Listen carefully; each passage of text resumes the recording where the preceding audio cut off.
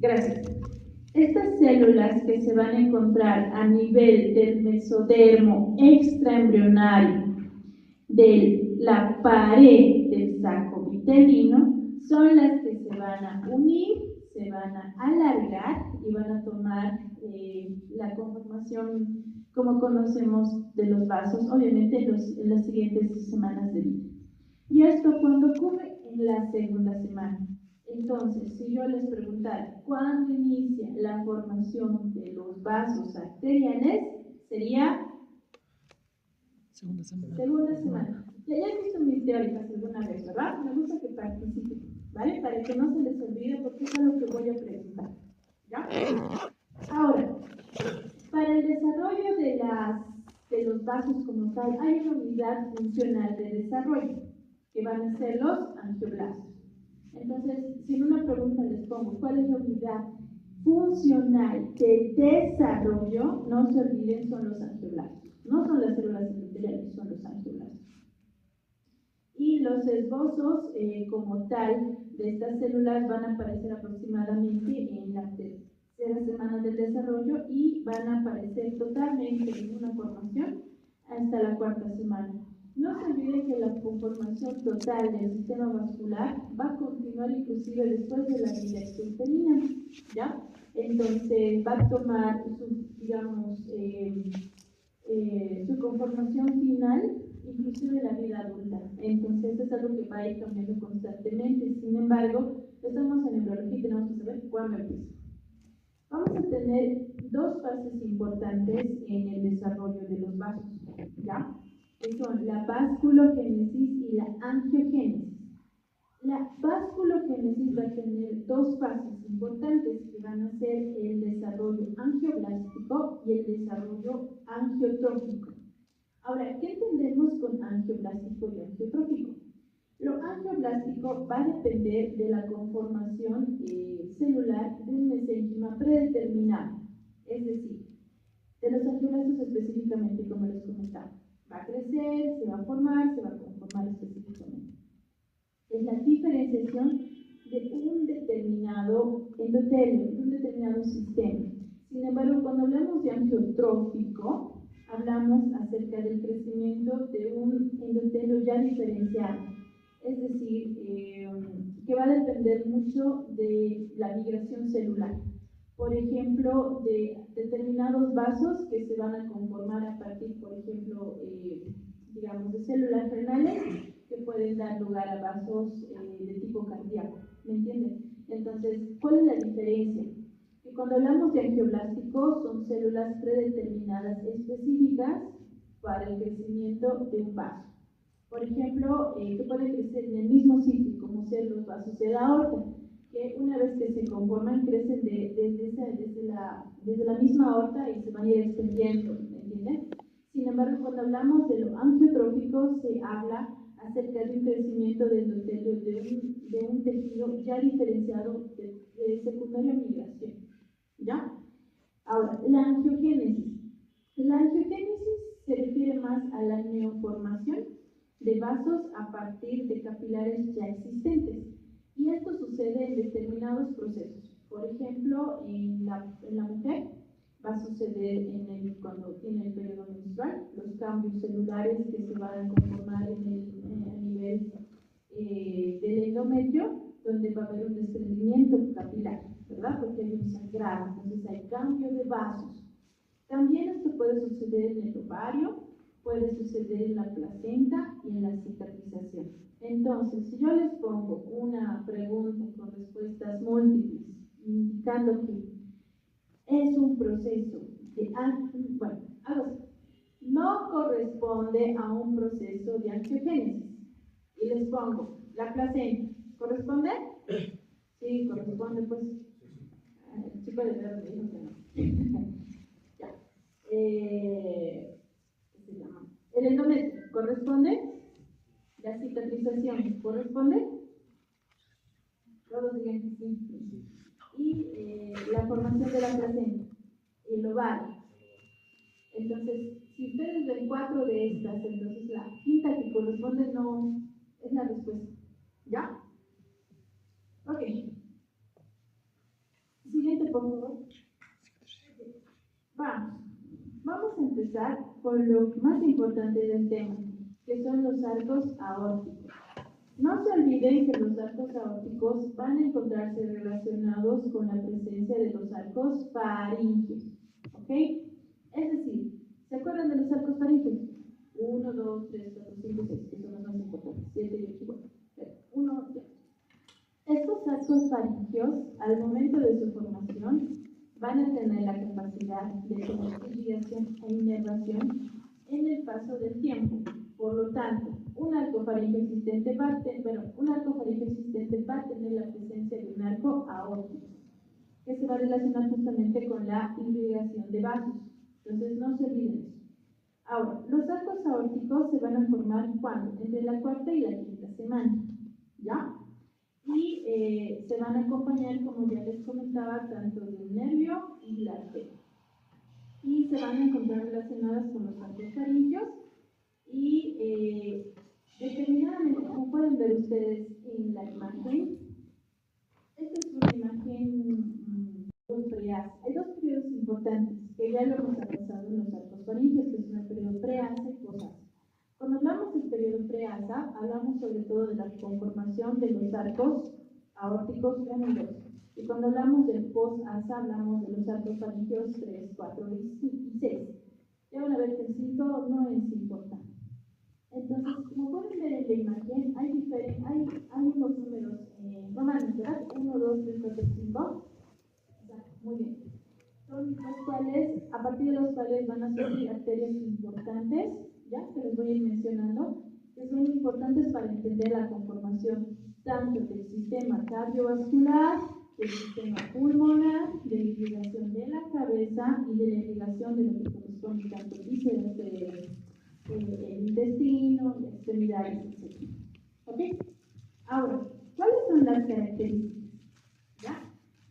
Estas tienen la característica de aparecer de forma gradual, en sentido cefalo-caudal. Es decir, primero aparece el 1, el 2, el 3, el 4 y el 5. Y van desapareciendo de esta forma también. El 1 aparece, desaparece y luego aparece el 2. El 2 está, desaparece y aparece el 3. Y así de forma gradual. Van a desaparecer de forma escalonada. El quinto arco faríngeo no se forma, pero aórtico no se forma, ¿ya? No es importante, no es relevante. Por lo tanto, vamos a hablar de arcos aórticos 1, 2, 3, 4 y 6. Son importantes exclusivamente 3. Y esto se puede hacer pregunta en examen, no se olviden. El 3 va a dar lugar al sistema carotídeo. El 4 va a dar lugar al sistema aórtico y el 6 va a dar lugar al sistema pulmonar. Entonces, en una pregunta, ¿cuál arco aórtico da lugar al sistema pulmonar? 6. Vamos, fuerte. ¿Quién da lugar al sistema carotídeo?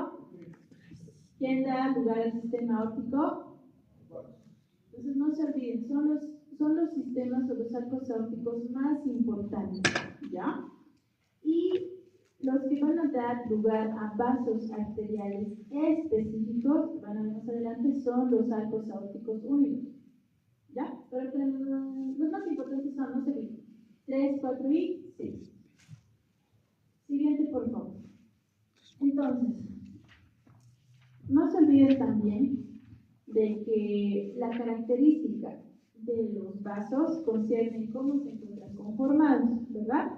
No se olviden de que los vasos, en este caso específico las arterias, tienen una pared muscular, ¿ya? Y eso secundario a la presencia de la cresta neural, que va a dar justamente las células que van a dar lugar al músculo liso y al tejido conectivo. Esa es la diferencia entre una vena y una arteria, ¿no? Es una de las diferencias.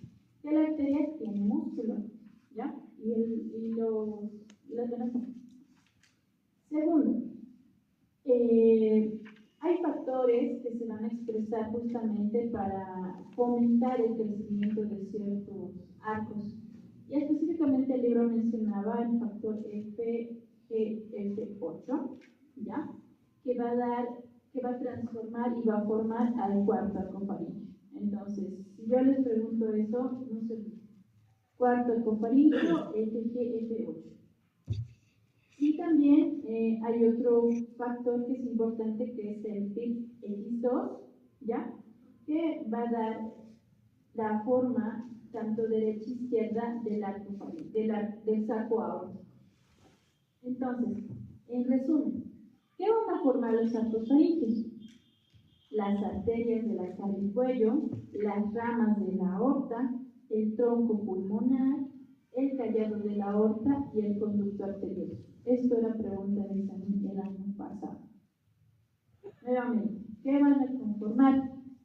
Las arterias de la cara y el cuello, las ramas de la aorta, el tronco pulmonar, el callado de la aorta y el conducto arterioso. Siguiente punto. Ahora vamos a hablar de los arcos aórticos específicos. El primer arco aórtico. Este es un esquema que espero en las diapositivas que les voy a pasar se pueda ver bien, porque este es un esquema súper bonito y específico de cómo se conforman los diferentes arcos y a qué van a dar lugar. Es más complejo de explicar, pero sería por una clase mucho más larga y tenemos que tomarlo en cuenta, ¿vale? Pero para que lo puedan tomar en cuenta. Esta va a aparecer en la etapa preasa. Ya les dije que en la etapa preasa van a aparecer tanto el arco aórtico 1 y 2 y los arcos aórticos 3, 4 y 6 van a aparecer en la posas. Va a aparecer aproximadamente en el día 22 más menos 1. Esta se va a unir al saco aórtico pulmonar y va a dar lugar a las arterias dorsales. Va a desaparecer casi totalmente en el día 26 más menos 1. Y lo más importante, y esto resáltenlo bien, va a quedar un remanente del arco aórtico que va a dar lugar a la arteria maxilar y a las arterias carótidas externas. Esto sí es pregunta. ¿A qué va a dar lugar el remanente del primer arco aórtico? Vamos. Arteria maxilar y arterias carótidas externas. ¿Por qué les hago repetir eso? Puede que les pregunten. El segundo arco aórtico, de igual forma, va a aparecer en el día 22 más menos 1, va a desaparecer en el día 26 aproximadamente. De igual forma, se va a unir al arco aórtico pulmonar y con las arterias dorsales, pero va a persistir una parte de las células que van a desaparecer, las cuales van a dar lugar a la arteria ioidea y a las arterias estaterias o estrías. ¿Ya? Entonces no se olviden eso. Del primer arco, ¿cuál era? Maxilarí, carótidas externas. La segunda,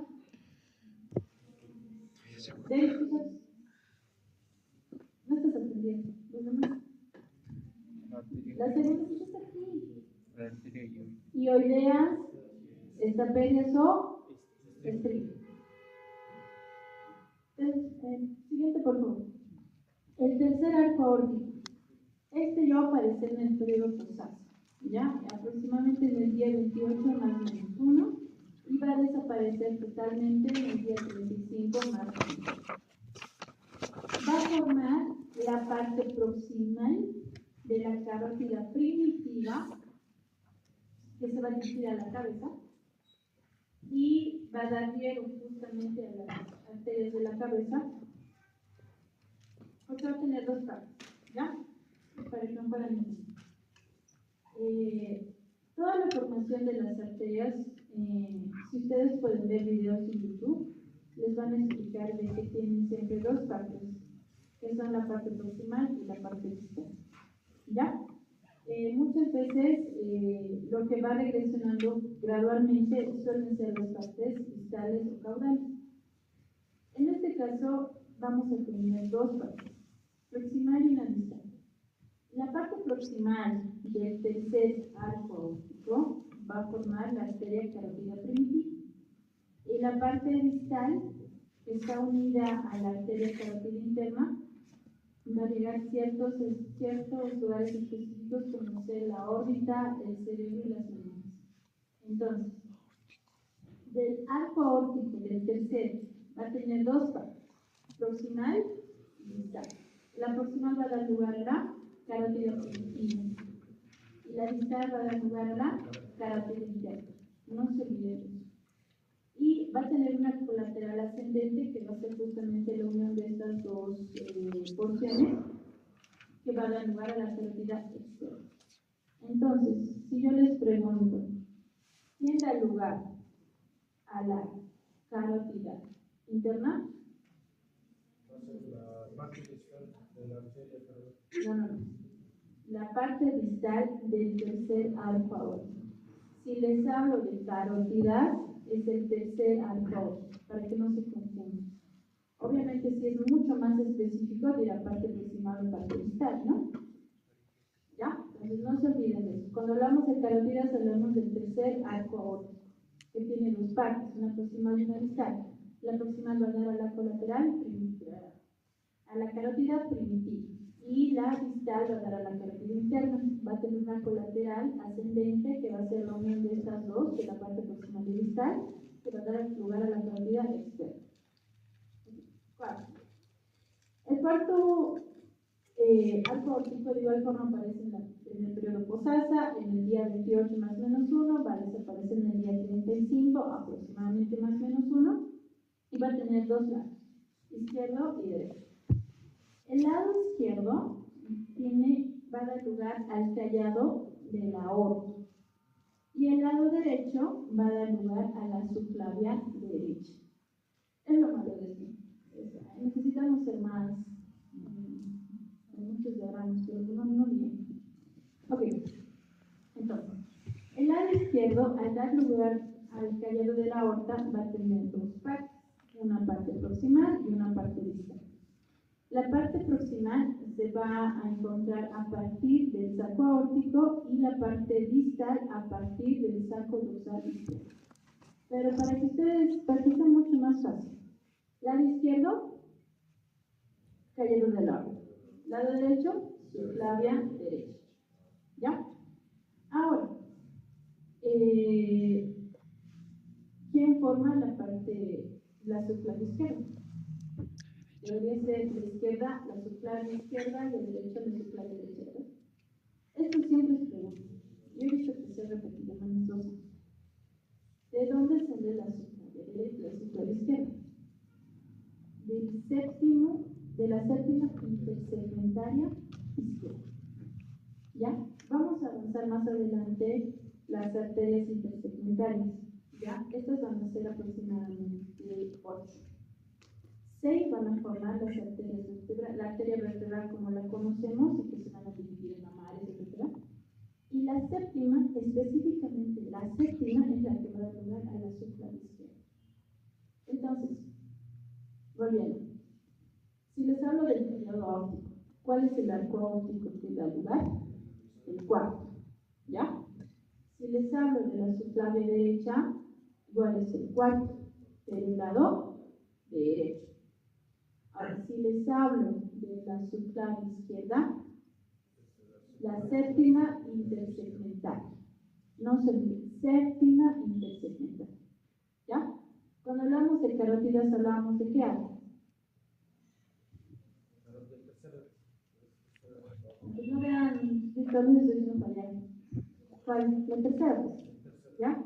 Cuando hablamos de arco aórtico y subclavias, hablamos de la cuarta.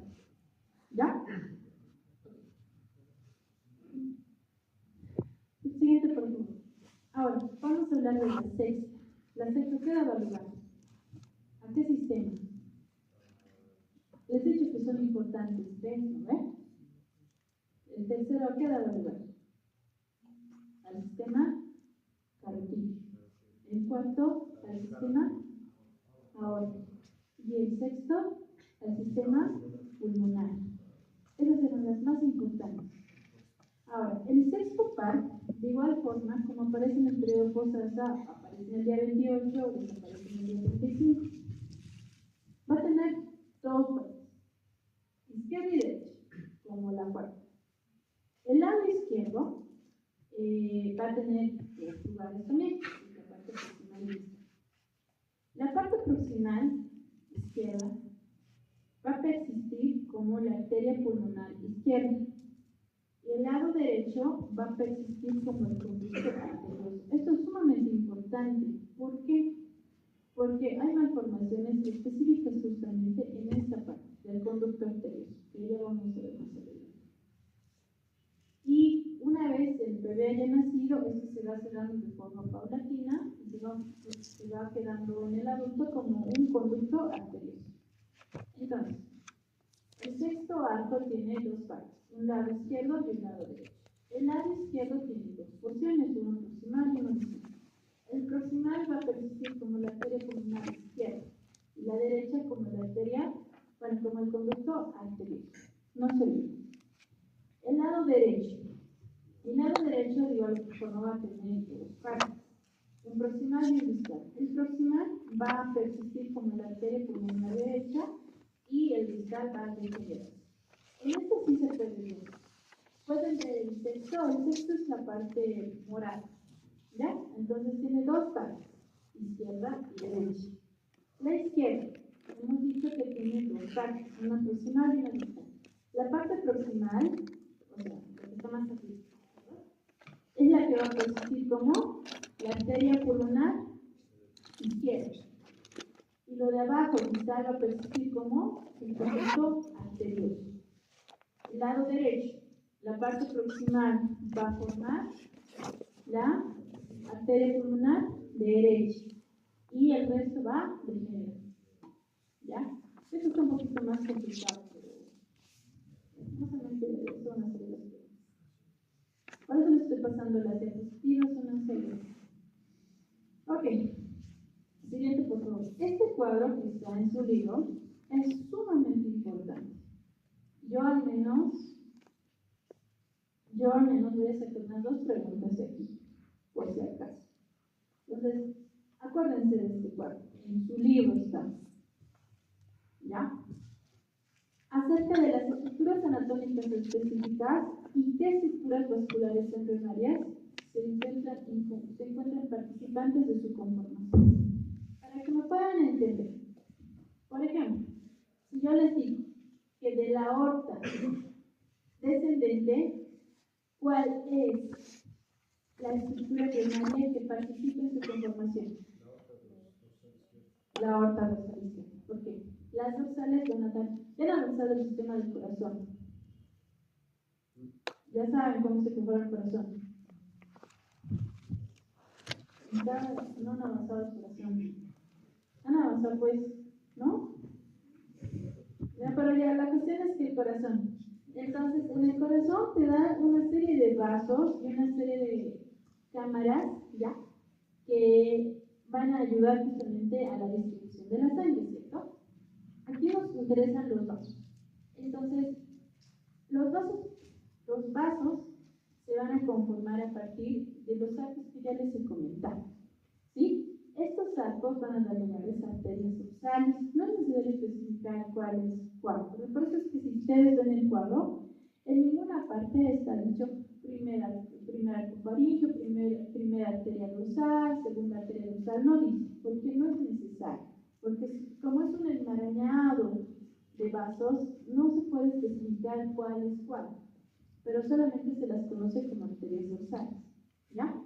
Estas arterias dorsales van a dar lugar a vasos grandes, estos vasos grandes se van a ir debilitando poco a poco y van a dar lugar al enmarañado específico que conocemos nosotros. Y en el corazón, que es bien bonito el corazón, espero que lo lean, porque verán que se van a sorprender. Si alguno quiere ser cirujano cardiovascular, su área. Si alguno quiere ser cirujano, igual tiene que aprender sus lenguajes, porque de eso van a subsistir, no pueden encontrar cualquier vaso, ¿no? Además, ustedes saber el origen, van a ver que cuando operen va a ser mucho más fácil, se van a acordar, alguno que sea cirujano, que sea aquí. Ok, en conclusión, les voy a preguntar de esto, ¿ya? A ver, nuevamente, si yo les pregunto, para la arteria carótida común derecha, ¿cuál es la estructura embrionaria que participa en su conformación? Tercer arco aórtico derecho izquierdo. Y lo voy a poner tal cual. Entonces, repasen el cuadro. Bueno, igual, independientemente de que tengan o no la diapositiva, no, pues está en su libro el cuadrito. ¿Ya? Ok, pásate hasta las arterias intersegmentarias. Exacto. Ya les había comentado de las arterias intersegmentarias. Estas arterias intersegmentarias van a ser en total 8. Estas 8 se van a dividir en las primeras 6. Estas primeras 6 van a dar lugar a la arteria vertebral. Y esa arteria vertebral va a dar lugar secundariamente a la arteria mamaria izquierda, etcétera, etcétera. ¿Y la séptima intersegmentaria qué da lugar?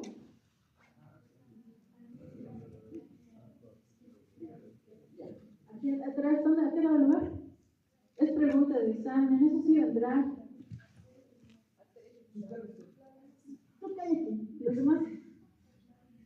Atrás. Atrás. El chico de rojo.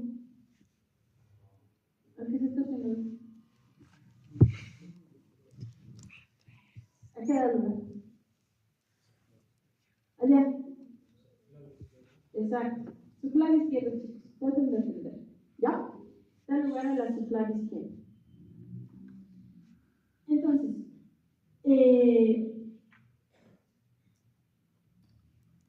esta conformación de las arterias segmentarias va a ser secundaria a la unión de 4 somitas, ¿ya? Desde el cuarto par de somitas torácicos hasta el cuarto par de somitas lumbares. Estos van a dar lugar a las arterias intersegmentarias, estos van a ser 8, las primeras 6 van a dar lugar a la arteria vertebral y la séptima a la arteria subclavia izquierda. ¿Ok? Ahora, la diferenciación de las arterias vertebrales va a generar, toda la irrigación de lo que concierne a la cabeza y al tórax. Y las arterias principales para la irrigación de la cabeza van a ser las arterias basilares. ¿Ya? La arteria basilar debe ser mucho. La arteria basilar va a conformar las primeras 6 cervicales que podemos ver nosotros. Es la que se encuentra en medio. Es decir, pasa más abajo. ¿Más? Esa es la arteria basilar. Todo eso es la arteria basilar. ¿Ya? Y si ustedes pueden ver, la unión de las arterias vertebrales, ¿se ven aquí? Esas dos, son secundarias a la unión de las 6 arterias intersegmentarias. Esta arteria basilar y las arterias vertebrales van a conformar posteriormente en su unión con las arterias carótida alterna, lo que concierne o lo que conocen ustedes como el polígono de Willis. Creo que al final de año más o menos avanzan en neurología, ustedes no en anatomía, se van a acordar del polígono de Willis. Ok. Las arterias intersegmentarias laterales, o sea, lo que concierne a ser la octava, va a dar lugar a la arteria frénica inferior, suprarrenal, renal y gonadal. ¿Ya? Entonces, ¿qué arterias dan lugar a la intersegmentaria lateral? Frénica inferior, suprarrenal, renal y gonadal. No se olviden. Las arterias intersegmentarias dorsales, que van a ser la unión de la sexta, séptima y la octava, van a originar la arteria mamaria externa, torácica lumbar y cervicosidal. Y la arteria segmentaria ventral a las arterias vitelina. Esto sí no se olvida. Creo que eso no lo he podido hacer mucho más específico para que lo puedan entender. La arteria segmentaria ventral va a tener 2 partes, vitelina y umbilical. La vitelina va a formar el tronco celíaco, la arteria mesentérica superior y media, que va a irrigar el intestino superior medio y posterior, por si acaso. Y la umbilical específicamente va a dar lugar a las arterias ciliacas, interna y la vesical superior. Entonces, anótense así, por favor. Creo que sí no está muy bien dicho. La segmentaria ventral va a tener 2 partes, vitelina y umbilical. La vitelina va a dar lugar al tronco celíaco y al mesentérico superior y medio. Estas van a su vez, irrigar a lo que es el intestino superior, medio y posterior. Y la umbilical va a dar lugar a la arteria celíaca, pero ilíaca interna y a la vesical superior. ¿Ya?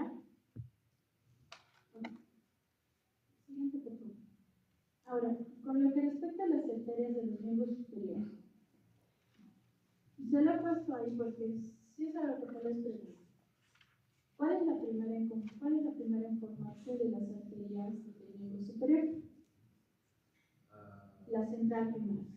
Como ustedes pueden ver en la primera parte, en el primer dibujito, hay una arteria. Es la primera que se pone de lo que concierne a hacer de las extremidades. Esta se va a ir ramificando. Estas ramificaciones van a dar lugar a la cubital, a la radial, etc., lo que ustedes quieran. Pero lo que yo quiero que entiendan de esto es de dónde se origina. ¿Sí? ¿De dónde se va a originar? De la arteria central primaria. Es lo más importante. Siguiente, por favor. De las arterias de los miembros inferiores, igual forma. Tiene 3 fases de conformación. La primera fase va a ser secundaria a la presencia de irrigación de la arteria umbilical. ¿De dónde se van a irrigar las extremidades inferiores? De la arteria umbilical. Es el primero que va a irrigar justamente las extremidades. La segunda fase va a dar lugar a la formación de la arteria isquiática. Esta arteria isquiática va a dar lugar a la arteria externa que una vez penetra al fémur, una vez penetra la extremidad, se va a conocer como arteria femoral. Y la tercera parte va a aparecer la arteria poplitea y la posterior, que una vez que se une la femoral y el isquio.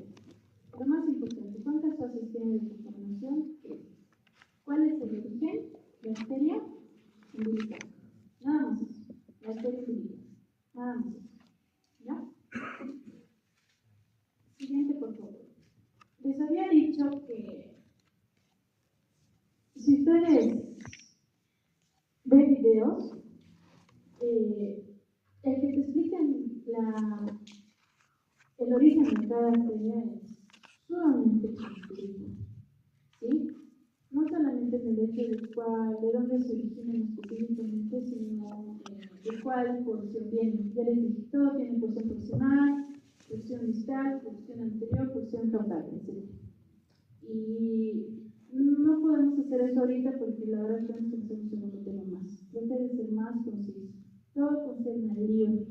Pero si tienen curiosidad, hay varios libros, hay varios videos que te explican bien de dónde viene cada arteria, si es que están interesados. Quizás como para que puedan ampliar su conocimiento. ¿Ya?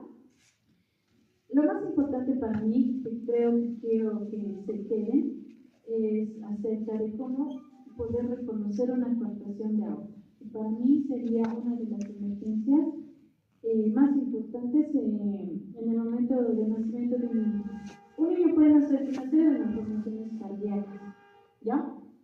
Que han debido de ver en corazón. Sin embargo, específicamente en vasos, el más importante justamente es la coartación de aorta. Y es algo sumamente fácil de diagnosticar si ustedes saben cómo. Primero, ¿qué es la coartación de aorta? ¿Qué se entiende? Hace la disminución del paso de sangre de una determinada región de la aorta. ¿Ya? Como ustedes pueden ver en la imagen de arriba, es como que esta es la aorta, hay una parte que se achica y luego sigue la aorta, ¿verdad? Esta parte de achicamiento es lo que se conoce como coartación. Se ha hecho una serie de teorías de por qué ha sucedido esto, ¿ya?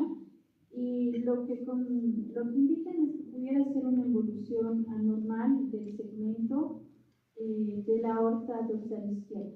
Normalmente muchos de los vasos que se conforman se van a ir absorbiendo para irse conformando a un vaso final, ¿ya? Entonces, creen que puede ser esa una de las causas. La otra puede ser de que uno de las células justamente que se encuentran con segmentos al vaso puedan ir desapareciendo de forma irregular y justamente generen que al momento de desaparecer de forma irregular como que se destruye esa parte que tendría que estar con células no tiene salida y se vuelve un poco débil, por así decirlo, y para poder compensar justamente esa debilidad que hace el vaso, trata de retraerse para que obviamente no haya fugas. Recuerden que la aorta es un vaso de gran calibre, maneja presiones altas. Entonces no puede tener debilidad en ninguna de sus paredes, porque obviamente si hay debilidad, morimos, chicos. Si ustedes tienen alguna vez algún accidente y tienen una sección de la aorta, esa es una emergencia. Si no se les opera en ese mismo instante, van a morir por un choque hemorrágico. Fija, porque es un vaso de gran calibre. Ahora, esto, ¿cómo lo pueden detectar ustedes en un recién nacido? Lo van a tener en alguna vez en sus vidas, cuando vayan a la provincia, cuando estén en sus internados, van a tener recién nacidos, alguna vez. Entonces, ¿cómo lo pueden hacer? Van a fijarse que estos chiquititos, cuando se les hace la medición de la oximetría de pulso, van a ver que si lo ponen en la extremidad superior, va a saturar 90, 95 probablemente, obviamente pasadas los minutos, porque al principio sí desaturan los bebés por el cambio de ambiente, ¿ya? Porque recuerden que cuando se encuentran dentro del útero, el ambiente en el que están no hay respiración, ¿verdad? Los pulmones están colapsados. Entonces, una vez que el niño llora, esos pulmones se van a expandir y van a funcionar como pulmones como tal. Entonces, hasta que ocurra un adecuado, se acostumbre justamente al ambiente externo, entonces puede que desaturen los primeros minutos. Sin embargo, logran alcanzar esa saturación, 90, 95, digamos. Pero ustedes ponen el oxímetro de pulso en la extremidad inferior y no sube de 50, no mejora. Otra cosa que ustedes pueden darse cuenta para poder diagnosticar una contracción de aorta, les tocan los pulsos. Si tocan el pulso acá, carotidio, va a ser normal. Pero si les ocultan el pulso inguinal, no van a ni sentir, casi no se siente. Y peor si les tratan de buscar en el perio, no se va a encontrar. Entonces puede ser una de las señales para que el niño tenga coartación de aorta. Ahora, ¿por qué es importante? Recuerden de que al ser un estrechamiento de la aorta, esta puede generar de que no haya una buena división a nivel de las extremidades inferiores. El intestino va a sufrir, las extremidades van a sufrir, porque no van a recibir suficiente sangre. Y además, recuerden que hacer la vasculatura tiene un flujo retrógrado, ¿verdad? Baja y sube. Eso hace la vasculatura, ¿ven? Baja la sangre y sube la sangre. Al haber poca sangre que baja, casi no va a subir nada. Entonces, ¿qué va a pasar con la cabeza? Tampoco va a tener una buena irrigación. Recuerden que los bebés son bien dependientes del oxígeno. Les cortas un poquito el oxígeno, puedes fregar su vida para toda la vida. Entonces, es necesario que ustedes, una vez que nazca el bebé, siempre hagan oximetría. A veces no da tiempo, pero hagan oximetría de extremidades superiores e inferiores, pero lo más importante también yo creo que es pulsos. Si ustedes no sienten pulsos abajo, no les toma ni un segundo que hagan oximetría también de la extremidad inferior para ver esa diferencia. Si esa diferencia es mayor a 10 puntos, asústense. Y peor si persiste.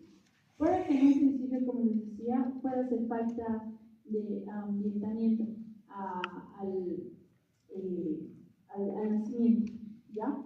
Pero si después de pasadas unas 12 horas o 24 horas esa diferencia todavía persiste, más de 15 puntos, más de 20 puntos, más de 30 puntos, puede que estemos hablando de una coartación de aorta. Y no necesitan ser cardiólogos para diagnosticar. Solamente con esa sospecha ustedes pueden salvarle la vida al niño, derivarlo a un lugar donde lo puedan operar lo más antes posible. ¿Ok? Lo importante de esto, sucede 1 entre 2.500 recién nacidos vivos, sucede más en varones que mujeres, una diferencia entre 1.7 a 1. Se conoce como una, ¿qué se podría decir? Como dos tipos, ¿ya? De coartación, que sería la preuta y la postductal. Cuando hablamos de preuta dorsal, que se encuentra distal al conducto arterioso, y la predorsal proximal al conducto arterioso. El manejo para esto, una vez que lo hayan detectado, normalmente que le den poco oxígeno, no mucho oxígeno. ¿Por qué? Porque el oxígeno que hace cierra el conducto arterioso. Mientras más oxígeno le den, se va a cerrar más rápido. Y recuerden que el conducto arterioso es la única estructura donde va a pasar sangre, que no va a pasar justamente el color, porque no va a ser el corazón. Entonces, si ustedes cierran ese conducto arterioso, la coartación va a ser mucho más daño en el cuerpo del bebé. Por lo tanto, no se tiene que sedar. Usualmente, ¿con qué se mantiene abierto? Con prostaglandina ceros. Lastimosamente, en Bolivia no hay. He visto que alguna vez han traído, pero es sumamente caro y lo han traído como que de contrabando. Alguna vez hemos tenido nosotros en el hospital de una campaña de cirugía cardíaca. Lo han traído así, solamente de contrabando los gringos, pero así para la venta. Sé que hay en Santa Cruz, pero está sumamente caro, entonces no es algo viable de utilizarse. Por lo tanto, si es una emergencia, una vez que ustedes lo han detectado. ¿Ya? Ok, siguiente. Vamos a avanzar con el sistema venoso. El sistema venoso es un poquito más sencillo porque recuerden que las venas son hermanitas de las arterias. Si tenemos una arteria cubital, tenemos una vena cubital. Recuerden también de que las venas tienen la característica de tener un sistema retrógrado también. Todo lo que se ha distribuido a partir del corazón tiene que volver. Y eso lo hace a partir de las venas. Entonces, ¿cómo se inicia? ¿Cuándo se inicia? Si hemos dicho que las arterias se empiezan su formación en la segunda semana, las venas aproximadamente lo hacen en la tercera semana, a partir de los 18 días aproximadamente. ¿Ya? ¿A partir de dónde? De la pared del saco vitelino. Entonces, ¿cuándo se forma? Tercera semana, a partir de la pared del saco vitelino. Particularmente unos 18 días. Se van a formar ciertas estructuras que van a dar lugar justamente tanto a las arterias como a las venas. Las venas específicamente a partir de los sanguíneos. Justamente esto para formar el sistema final de flujo retrógrado que tenemos, ¿ya?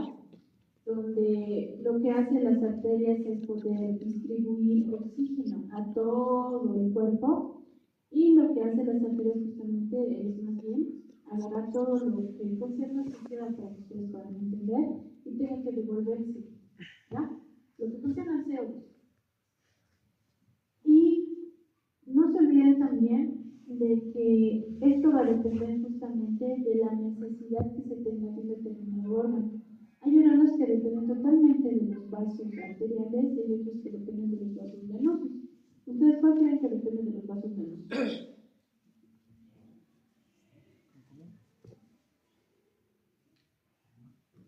El vaso. ¿Ya? También el pulmón. ¿Ok? No se olviden eso. Siguiente, por favor. Entonces, los principales sistemas venosos van a ser tres: las venas cardinales, las venas vitelinas y las venas umbilicales. ¿Ya?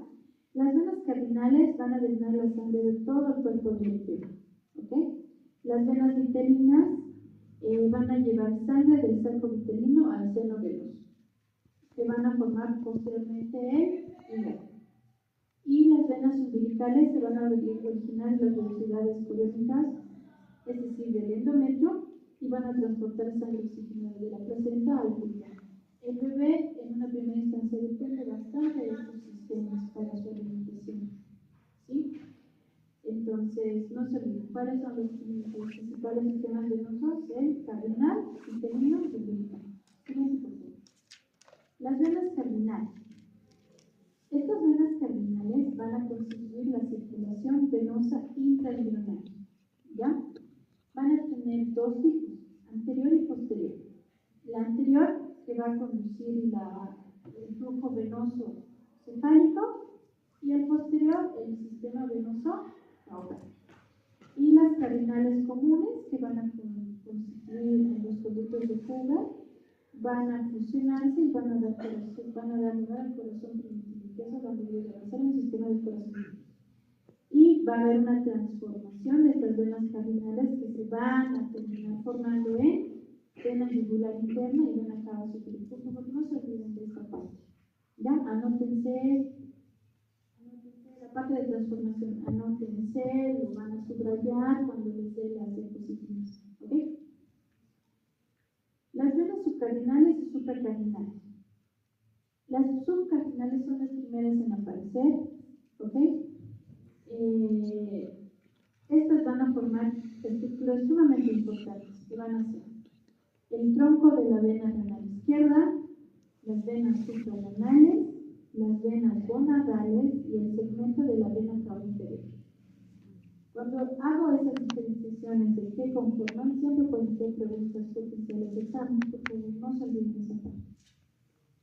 Las venas supracardinales, que son el último segmento de vasos que va a aparecer, en su porción craneal van a formar lo que es las venas esigo y hemisigos, ¿sí? Y la vena cava inferior se va a formar con 4 segmentos. Esto es inclusive pregunta de anatomía, creo. Hepática, peronal, renal y porcinal. ¿Ya? Ok, siguiente. Las venas vitelinas. Estas van a llevar sangre del saco vitelino al saco venoso. Y van a formar lo que concierne o lo primitivo a ser la irrigación de la parte intestinal. ¿Sí? Van a dar lugar a los sinusoides hepáticos, no se olviden de esa parte. Entonces van a transformar la sangre del lado izquierdo, que se va a recanalizar a la derecha, engrosándose y dar lugar a la vena vitelina derecha. La vena vitelina derecha va a formar una porción hepatocardíaca que va a formar la vena cava inferior. Y esta red que se va a anastomosar alrededor del duodeno se va a convertir en la vena portal. Eso. Las venas umbilicales. Las venas umbilicales se van a originar a partir de las velocidades crónicas. Ya habíamos hablado de que estas venas van a, en una primera instancia, van a distribuir oxígeno desde lo que es la placenta hasta el embrión, ¿ya? Tiene diferentes etapas de desarrollo y va a desaparecer en una primera instancia desde la parte proximal de las venas umbilicales y van a persistir como vena umbilical izquierda. Y cuando aumenta la circulación placentaria, se va a establecer una comunicación directa entre la vena umbilical izquierda y el conducto hepatocardíaco derecho y van a formar el conducto venoso derecho. Y después del nacimiento van a tener dos estructuras importantes, que son el ligamento redondo y el ligamento venoso. Y por último, la vena silos. La vena silos va a ser un sistema anastomosis de las venas cava superior e inferior y van a contribuir a recoger sangre de las paredes toracoabdominales y de algunos órganos mediastinales. Entonces, la vena silos mayor y la vena silos. La silos mayor se va a formar por la obliteración de la parte proximal de las venas cardinales posteriores y la vena silos del lado izquierdo de las venas intercostales de la cuarta séptima que van a desembocar en la vena supracardinal izquierda.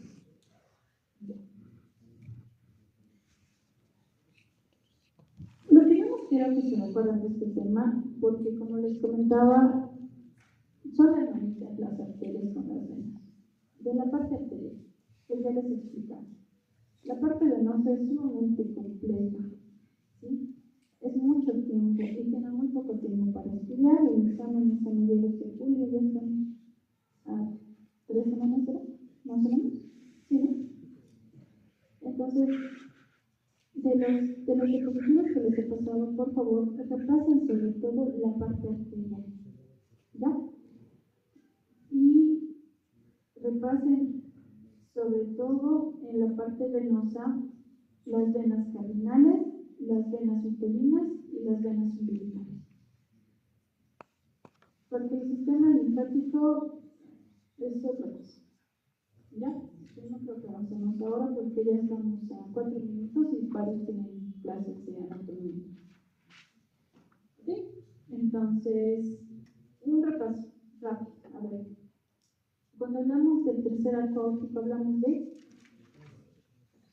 del cuarto arco óptico.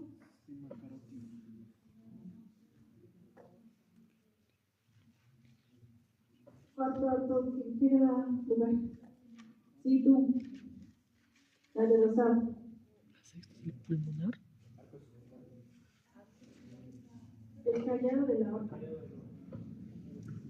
La séptima intersegmentaria. El sexto arco óptico. No, ¿el sexto qué? Pulmonar. A ver. ¿Cómo detectamos una cortesía de aorta? ¿Dónde? No, pero. Inguinal. Pero van a encontrar uno tan chiquitito. Ahora ustedes saben que ustedes ya están inguinal. ¿Ok? Y si encuentran que no hay pulso, que no hay un buen pulso inguinal, ¿qué hacen? Oximetría. Y si la oximetría, la diferencia es mayor a 10 y es persistente, entonces asústense un poco. Cardiólogo. Es mejor asustarse a que solamente se aguante y no tenga que tenga algo y aguante el dolor de él y pueda fallecer en sus manos.